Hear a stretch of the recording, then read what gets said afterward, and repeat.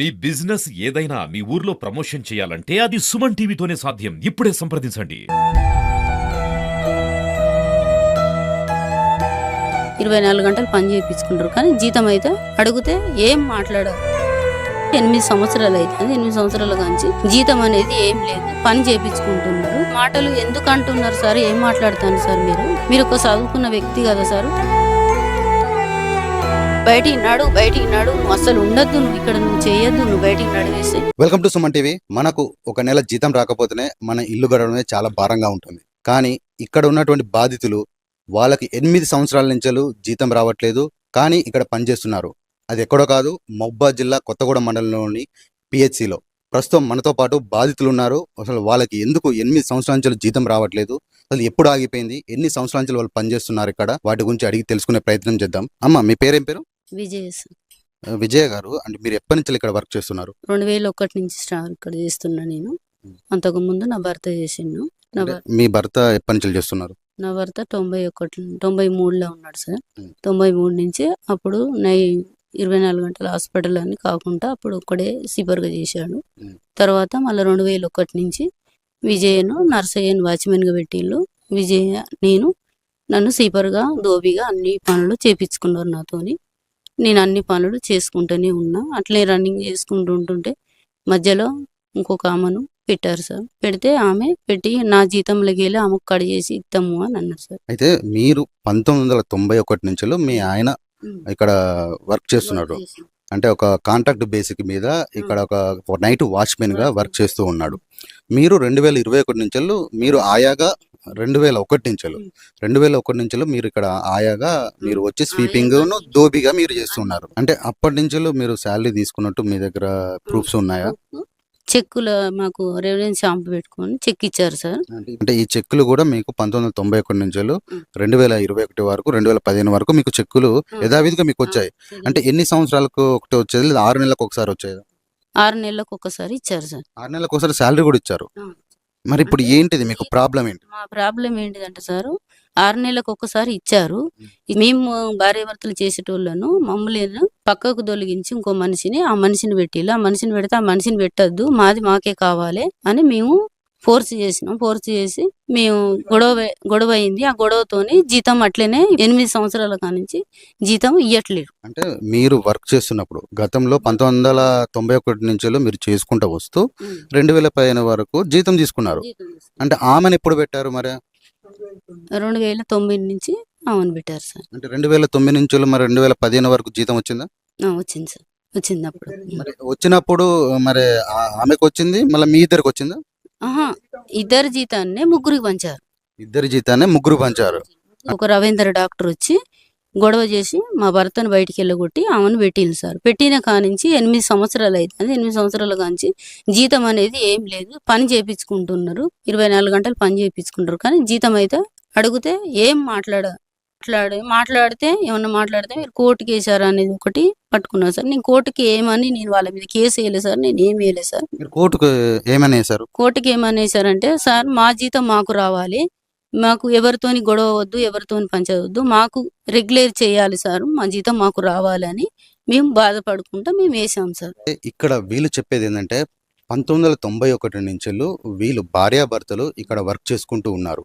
అయితే 2001 ఆ టైంలో ఇంకొక ఆమె నాకు ఇక్కడ పని కావాలని చెప్పేసి ఆమె రావడం వల్ల ఇక్కడ ఉన్నటువంటి మెడికల్ ఆఫీసర్స్ కావచ్చు, వాటెవర్ ఇక్కడ అధికారులు కావచ్చు, ఆమెను కూడా తీసుకొని ఇక్కడ ఎవరైతే వీళ్ళు చేస్తున్నారో వీళ్ళ జీతాన్ని by 3 అంటే ముగ్గురికి వచ్చే విధంగా వీళ్ళు చూస్తున్నారు.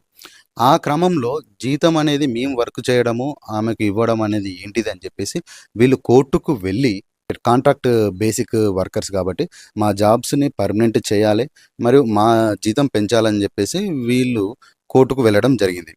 ఆ క్రమంలోనే మీరు కోర్టుకు ఎందుకు వెళ్ళారు అని చెప్పేసి 2015 నుంచి వీళ్ళ జీతాన్ని, అంటే ఇప్పుడు 2004 ఇప్పటి వరకు వీళ్ళ జీతాన్ని రాకుండా ఇక్కడ పై అధికారులు కావచ్చు, మెడికల్ ఆఫీసర్స్ కావచ్చు, డిఎంహెచ్ఓ కావచ్చు, కానీ వీళ్ళ జీతాలు రాకుండా చేశారని చెప్పేసి వీళ్ళు ప్రస్తుతం మనతో పాటు అంటున్నారు. వీళ్ళ దగ్గర ఉన్నటువంటి ప్రూఫ్స్ ఏంటిది, అండ్ వీళ్ళకు జీతాలు ఎప్పటి నుంచి వచ్చాయి, ఎలాంటి ప్రూఫ్స్ ఉన్నాయి, మరి వీళ్ళు పై అధికారులకు వీటి గురించి అర్జీ పెట్టుకున్నారా లేదా, అలాంటి విషయాలు కూడా తెలుసుకునే ప్రయత్నం చేద్దాము. మీ దగ్గర ఉన్నటువంటి ప్రూఫ్స్ మీరు అప్పటి నుంచి మీకు ఇచ్చినట్టు చెక్కులు ప్లస్ రిసిప్ట్స్ మీరు చూపెడుతున్నారు మాకు. మీరు మరి మీకు జీతం రావట్లేదని చెప్పేసి మీరు మీ పై అధికారులకు కానీ అర్జీ పెట్టుకున్న మీ దగ్గర పత్రాలు కానీ ఉన్నాయమ్మా? ప్రస్తుతం అయితే మనం చూసుకోవచ్చు 2023లో అంటే అప్పుడు ఉన్నటువంటి మెడికల్ ఆఫీసర్స్ కావచ్చు, అప్పటి అది మెడికల్ సిబ్బంది కూడా కావచ్చు, వీరికి రాతపూర్వకంగా వీళ్ళకు డబ్బులు తీసుకునేటప్పుడు అంటే నెల జీతం తీసుకునేటప్పుడు వీళ్ళకు రాతపూర్వకంగా వీళ్ళకు అంటే రిసిప్ట్ ప్రామిసరీ స్టాంప్ ఉంటుంది కదా, మన ప్రామిస్ నోట్ బతుకు పెట్టి రెవెన్యూ స్టాంపు, ఆ రెవెన్యూ స్టాంప్ మీద సంతకాలు పెట్టించుకొని అప్పుడు వీళ్ళకి 2003లో ఇలా రిసిప్ట్స్ ఇవ్వడం జరిగింది. అప్పటి నుంచి వచ్చింది. దాని తర్వాత వీళ్ళు 2013 ఇవి చెక్స్ ఈమెకు వచ్చాయి. అంటే ప్రతి 6 నెలలకు కానీ సంవత్సరానికి కానీ ఈమెకు చెక్స్ వచ్చేటి, జీతం తీసుకున్నట్టు ఇక్కడ ప్రూఫ్స్ ఉన్నాయి. ఈమె దగ్గర ప్రూఫ్స్ ఉన్నాయి. ఈ ప్రూఫ్స్ ఈమె చూపిస్తుంది. ఇక్కడ ఉన్నటువంటి జీతము ఎంత తీసుకున్నారు 2012, 2013, 2013, 2014, 2016, 2015 అంటే ఇక్కడ 15 వరకు 16 వరకు తీసుకున్నట్టు ఇక్కడ ప్రూఫ్స్ ఈమె దగ్గర ఉన్నాయి. మరియు వీటిని ఈ ప్రూఫ్స్ అనేవి ఏంటంటే వీళ్ళు జీతం తీసుకున్నట్టు ఇక్కడ ప్రూఫ్స్ ఇక్కడ వర్క్ చేస్తున్నట్టు వీళ్ళు చెప్తున్నారు. మెడికల్ ఆఫీసర్కి డిఎంహెచ్ఓకి వీళ్ళు అర్జీ పెట్టుకొని మమ్మల్ని రెగ్యులరైజేషన్ చేయండి అని అంటూ అప్పుడు అర్జీ పెట్టుకోవడం జరిగింది. మరియు ఆ టైంలోనే వీళ్ళకి శాలరీలు రాకపోతే మాకు శాలరీలు కొంచెం పెంచండి, మాకు శాలరీలు కరెక్ట్ ఇవ్వట్లేదని చెప్పేసి దాని మీద ఇవ్వకపోవడం వల్ల వీళ్ళు కోర్టుకు వెళ్ళడం జరిగింది. ఆ కోర్టుకు వెళ్ళిన తర్వాత నుంచి మీరు కోర్టుకు ఎందుకు వెళ్ళారు అని అంటూ ఇక్కడ ఉన్న మెడికల్ ఆఫీసర్, అంటే అప్పుడు ఎవరమ్మా ఉన్నది ఇక్కడ మెడికల్ ఆఫీసర్? అప్పుడు సార్ అంబరీష్ సార్ ఉన్నారు సార్. అంబరీష్ సార్ అప్పుడు డిఎంహెచ్ఓ. దాని తర్వాత ఇక్కడ మెడికల్ ఆఫీసర్ రవీంద్ర సార్. ఇక్కడ మెడికల్ ఆఫీసర్ రవీంద్ర నాయక్. రవీంద్ర నాయక్ గారు ఉన్నప్పుడు మీరు కోర్టుకు ఎందుకు వెళ్ళారు అని చెప్పేసి, అందుకే మేము శాలరీ మీకు ఆపాము అని చెప్పేసి అన్నారని వీళ్ళు మనతో పాటు చెప్తున్నారు. అంటే అప్పుడు కోర్టుకు వేసింది ఎవరు అంటే మా ఆయన ఒక్కరే వేశారు సార్. అంటే మీ ఆయన ఒక్కరే వేశారు, అప్పుడు మీరు వేయలేదు. అంటే మీ శాలరీ వచ్చేదా మరి? అంటే రాలే కానీ సార్, ఆయనను బయటికి వెళ్ళడం వల్ల ఆయన అంటే వెళ్ళక తోలిగానే మేము ఆల్రెడీ ఎందుకు వేసినాం అంటే మాకు జీతం రావాలి, మాకు పర్మనెంట్ చేయాలి అని మేము వేసాం సార్. మీరు ఎందుకు అంటే మీ ఆయనని ఎందుకు మరి బయటికి పంపించారు? మా ఆయనని ఎందుకు పంపించారు అని అంటే ఒక డెలివరీ కేసు వచ్చేది సార్. అది ఫస్ట్ కాన్పు సార్. ఫస్ట్ కాన్పు డెలివరీ కేసు వస్తే ఆ కేసు అంబులెన్స్ లో తీసుకొచ్చారు సార్. నేను నా భర్త ఇద్దరం ఇక్కడ పండుకుండేది సార్ నైటాలు. నేను పొద్దున్నే వెళ్ళిపోయాను. సెకండ్ ఏంటేమో సిస్టర్ ఉంది సార్, నైటాల్ సిస్టరు. ఆ సిస్టర్ ఉండి ఆయమ్మ అనేటము ఇంకొక ఆమె వస్తే ఆమె ఊడ్చుకుంటుంది సార్. కేసు వచ్చింది. కేసు వస్తే ఫస్ట్ కానుపు కదా, ఎట్లా చేయకూడదు కదా మనము అని సిస్టర్ అన్నదంట సార్. సిస్టర్ అనేసరికి ఆ సిస్టర్ ఉండి వద్దు అని అంటే ఏం కాదు మేడము అని ఆయమ్మ లోపలికి తీసుకెళ్ళి చేస్తుండేది సార్. చేసింది. అది డెలివరీ చేసినాక తర్వాత మేము ఆమెను అన్నది ఏం లేదు, తిట్టింది ఏం లేదు. మేము అయిపోయింది కదా అనుకుని మేము సైలెన్స్గా ఇంటికి వచ్చినాక పిఎస్కి వచ్చినాం సార్. మేము ఇంటికి పోయినాం. మళ్ళీ ఎమ్మటే రవీంద్ర నాయక్ ఫోన్ చేసి మమ్మల్ని అటెండర్తో పిలిపించిండు సార్. భార్య భర్తలను ఎందుకు పిలిపించారంటే సార్, మేము ఇద్దరం వచ్చినాక తర్వాత మా ఆయన స్టాండ్ సైకిల్ వేసుకొని వచ్చి ఆడ పెడుతున్నాడు. నేను లోపలికి వెళ్ళాను సార్. నమస్తే సార్ అన్న, కొంచెం ఇట్లా కళ్ళు ఇట్లా అన్నాడు. సరే అనుకున్నా, ఏం మాట్లాడలేదు సార్. అంతలోకే మా ఆయన వచ్చిండు సార్. రాగానే అలాంటి మాటలు ఎందుకు అంటున్నారు సార్, ఏం మాట్లాడతాను సార్, మీరు ఒక చదువుకున్న వ్యక్తి కదా సార్, మీరు అట్లా మాట్లాడద్దు సార్, మీరు అట్లా అనొద్దు సార్, మమ్మల్ని అట్లా ఇబ్బంది పెట్టద్దు సార్. ఏదైనా ఉంటే ముగ్గురం ఉన్నాం కదా సార్, ముగ్గురిని అనండి సార్, ముగ్గురిని పిలవండి సార్ అని నేను అన్నా సార్. నేనంటే అనేసరికి ఆయన నుండి బయటికి నాడు, నువ్వు అసలు ఉండద్దు, నువ్వు చేయొద్దు, నువ్వు బయటికి నడివేసి అని ఆయన ఉరకటానికి పోతుంటే, సార్ మీరు ఇంతమంది కొన్ని సంవత్సరాల కానించి వస్తున్నారు సార్, మీరు జీతం చేస్తాను నేను, కానీ ఇంతవరకు కూడా మమ్మల్ని ఒకరు ఇట్లా అన్నోళ్ళు కాదు, ఒకరు ఇట్లా మాట్లాడిన వాళ్ళు కాదు సార్. మాకు కొన్ని సంవత్సరాల కానించి మీ ఇంట్లో చేసినాం కానీ నీ లెక్క ఎవరు మాట్లాడగలలేదు, మీ ఎట్లా అనలేదు సార్ అని నేను అన్నా సార్. దళితులం కాబట్టి మమ్మల్ని అట్లా అంటున్నారా సార్ అని కూడా అన్నా సార్. నేను అనేసరికి అసలు వాస్తవంగా చెప్పండి అమ్మా, ఇక్కడ డెలివరీ కేసులు అనేది మెడికల్ ఆఫీసర్ చేస్తారా, మీతోనే చేస్తారా? ఒక డాక్టర్ ఉండాలి, ఒక స్టాఫ్ నర్స్ ఉండాలి సార్. ఫస్ట్ కాన్పైనా సెకండ్ కాన్పైనా ఎవరైనా ఒక డాక్టర్ ఉండాలి, ఒక స్టాఫ్ నర్స్ ఉంటేనే ఆయమ్మ అనేది పక్కకు ఉంటది సార్. ఆ రోజు వాళ్ళు వచ్చినప్పుడు లేకపోయేసరికి ఆయమ్మ లోపలికి ఎంటర్ చేసింది సార్. చేసిన మంచిగానే జరిగింది కాబట్టి మేమేమనలేదు కాబట్టి మమ్మల్ని పిలిచి అనవసరంగా సారు ఘోరంగా మాటలు తిట్టిండు. ఏమన్నా జరిగితే అదే ఏమన్నా జరిగితే ప్రాబ్లం ఏంటిది అని మేము అడిగినాం సార్. నువ్వు అవన్నీ అడగడానికి నువ్వెవరు? నువ్వు ఒక సీపర్ లాగానే ఉండు, ఒక దళితులు లాగానే ఉండు అన్నట్టుగా మమ్మల్ని మాట్లాడిండు సార్. మీ ఇప్పుడు రవీంద్ర నాయక్ చేస్తున్నాడు అలా. చేసిన తర్వాత మీరు డిఎంహెచ్ఓ దగ్గరికి వెళ్ళడం కానీ, కలెక్టర్ దగ్గరికి వెళ్ళడం కానీ, మీ మంత్రుల దగ్గరికి వెళ్ళడం కానీ చేశారా? ఆ అర్జీలు ఏమైనా పెట్టుకున్నారా? అవి ఉన్నాయా? అయితే ఇక్కడ డిఎంహెచ్ ఆఫీస్ కు పోయాను సార్. అప్పుడు Harish sir DMH sir Harish sir ఆ సార్ కింద ఉన్నాడు సార్ అప్పుడు. అయితే నేను వెళ్ళిన సార్, మాకు జీతం రావట్లేదు సార్, ఇన్ని సంవత్సరాలు అవుతాను సార్. రవీందర్ సారే మమ్మల్ని ఘోరంగా తిట్టాడు సార్, ఘోరంగా మాటలు అన్నాడు సార్.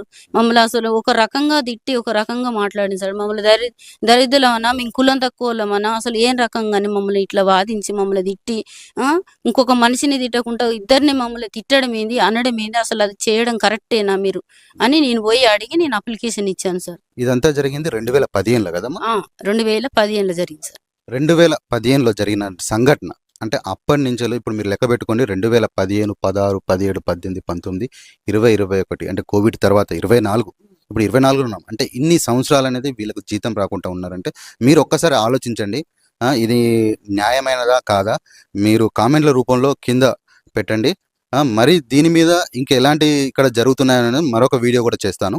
చెప్పండి అమ్మా, మీ దగ్గర ఉన్న ప్రూఫ్ చూపెట్టండి. మీరు డిఎంహెచ్ ఆఫీస్ దగ్గరికి వెళ్ళినాయి. డిఎంహెచ్ ఆఫీస్కి వెళ్ళాను సార్. వెళ్ళి మాకు జీతం రావట్లేదు సార్. డిఎంహెచ్ లెటర్, నేను డిఎంహెచ్ అర్జీ పెట్టుకున్న లెటర్ ఎక్కడ ఉంది మీరు ఇక్కడ చూసుకోవచ్చు. ఇక్కడ వీళ్ళు అర్జీ పెట్టుకున్నారు.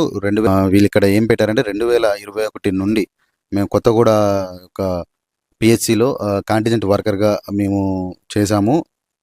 వీళ్ళు అర్జీలు పెట్టుకున్నారు. మరియు ఇక్కడ వీళ్ళు ఉద్యోగ భద్రత కోరం కూడా వీళ్ళు విన్నపం ఎంచుకున్నారు. వీటి మీద కూడా మీరు స్టాంప్ చూడొచ్చు. హెల్త్ ఇది డేటు వచ్చేసి 2022లో ఇదైతే మీరు చూసుకోవచ్చు. ఇది 2006లో కలెక్టర్ గారికి ఇచ్చినటువంటిది. ఇక్కడ అప్పుడు కలెక్టర్ వచ్చేసి ఎవరమ్మా? అప్పుడు కలెక్టర్ ఉన్నది దమయంతి మేడం సార్. కలెక్టర్ అప్పుడు దమయంతి మేడం అంటే ఉమ్మడి వరంగల్ జిల్లాలో ఉన్నప్పుడు అప్పుడు వీళ్ళు కలెక్టర్ గారికి కూడా లెటర్ పెట్టుకోవడం ఉంది. ఇక్కడ కలెక్టర్ గారు కూడా వీళ్ళు copy to medical officer Kothaguda పిహెచ్సికి ఇక్కడ మీరు చూసుకోవచ్చు. Copy to medical officer Kothaguda and district collector and వీళ్ళకు ఎవరైతే బాధితులు ఉన్నారో వాళ్ళకు కూడా ఇక్కడ పెట్టడం జరిగింది. ఇక్కడ ఈమె సబ్జెక్ట్ ఏంటంటే payment of wages to the contingent workers. అంటే వీళ్ళ పేమెంట్ ఏమైంది, ఈ వర్కర్స్కి ఇవ్వాల్సిన పేమెంట్ ఎందుకు పెండింగ్లో పెడుతున్నారు అని చెప్పేసి ఇక్కడ మెన్షన్ చేయడం ఉంది. ఎవరైతే మెడికల్ ఆఫీసర్స్ మరియు కొత్తగూడ మెడికల్ ఆఫీసర్స్ వీళ్ళకు ఇన్స్ట్రక్షన్ ఇవ్వడం జరిగింది. అంటే విత్ ఇన్ ద 2 days మీరు ఇక్కడ చూసుకోవచ్చు. Particular of above contingent workers in details with in the 2 days to as submit the same to the district collector. అంటే మీరు ఇస్తున్నారా లేదా అని చెప్పేసి డిస్ట్రిక్ట్ కలెక్టర్కి మీరు ఇక్కడ పెట్టాలి. మీరు ఇన్ఫర్మేషన్ చేయాలంటే వీళ్ళు డైరెక్షన్ ఇవ్వడం జరిగింది తెలపాలని. కానీ దీని గురించి కూడా ఇప్పటి వరకు ఎలాంటి చర్యలు అనేది లేవు. చూసుకోవచ్చు. అంటే ఉన్నత అధికారులు ఎవరైతే కలెక్టర్ గారు కూడా ఇక్కడ డైరెక్షన్ ఇచ్చినా కూడా ఇక్కడ కింది స్థాయి ఉద్యోగులు అధికారులు కూడా వీళ్ళు పట్టించుకోలేదు. వీళ్ళు పక్కన పెట్టేశారు. ఇటు పోతే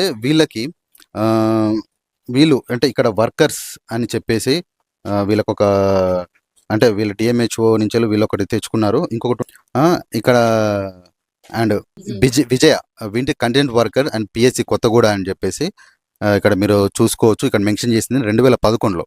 అంటే 2011లో కూడా ఇక్కడ మాకు జాబ్ చేస్తుందని ప్రూఫ్స్ అనమాట.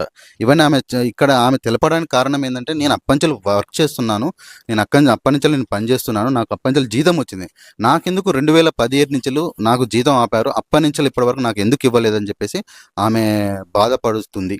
ఇది మీరు యాక్చువల్లీ చూసుకోవచ్చు. ఇది statement showing the particular of the contingent workers and contract based working. అంటే 24/7 వీళ్ళు ఇక్కడ వర్క్ చేస్తున్నట్టు అప్పుడు కాంటిజెంట్ వర్కర్ కింద వీళ్ళకి కాంట్రాక్ట్ బేస్ కింద స్టేట్మెంట్ అనమాట. ఇక్కడ ఉన్నటువంటి మీరైతే ఏదైతే విజువల్లో చూస్తున్నారో ఈ పక్కన ఉన్నటువంటి అంటే కొత్తగూడ పిహెచ్సి పరిధిలో ఉన్నటువంటి మరియు ఇక్కడ ఉమ్మడి వరంగల్ డిస్టిక్లోని ఉన్నటువంటి వాళ్ళు అంటే పిహెచ్సిలో ఇక్కడ కాంటిజెంట్ వర్కర్స్ కింద వీళ్ళని ఎలక్ట్ చేయడం అంటే వీళ్ళని ఇక్కడ పెట్టడం జరిగింది. వీళ్ళ పక్కన ఉన్నటువంటి ఇప్పుడు కొత్తగూడ పక్కన వచ్చేసి కోమట్లగూడెం ఇది ఉందండి. ఇప్పుడు కోమట్లగూడెంలో ఉన్న వాళ్ళు ఇప్పుడు వర్క్ చేస్తున్నారు అక్కడ కోమట్లగూడెంలో. వీళ్ళకి వస్తుందా శాలరీ? మరి వస్తుంది సార్, వాళ్ళకి జీతం వాళ్ళకి ఇప్పటికీ వస్తుంది శాలరీ, కానీ మీకు మాత్రం మాకు మాత్రమే రావట్లేదు సార్ అప్పటి నుంచి. దీన్ని ఒక్కసారి అధికారులు మీరు పట్టించుకొని, ఎవరైతే డిఎంహెచ్ఓ కావచ్చు, మెడికల్ ఆఫీసర్స్ కావచ్చు, మరి వీళ్ళు పట్టించుకొని వీళ్ళ శాలరీ ఇప్పటికైనా వీళ్ళకిస్తే వీళ్ళ ఇల్లు గడవడం అనేది జరుగుతుంది. ఎందుకంటే మీ ఇళ్లలో ఒక్క నెల శాలరీ రాకపోతే ఎలా జరుగుతుంది, ఎలాంటి పరిస్థితులు ఉంటాయో మీకు కూడా తెలుసు. మీకు ఈఎంఐలు మీరు నెలకు కట్టుకున్నామంటే బాకీలు కావచ్చు, మీ ఇంటి సామాన్లు కొనుక్కోవాలి, మీకు ఎలా ఉంటాయో వీళ్ళకు కూడా ఉంటాయి.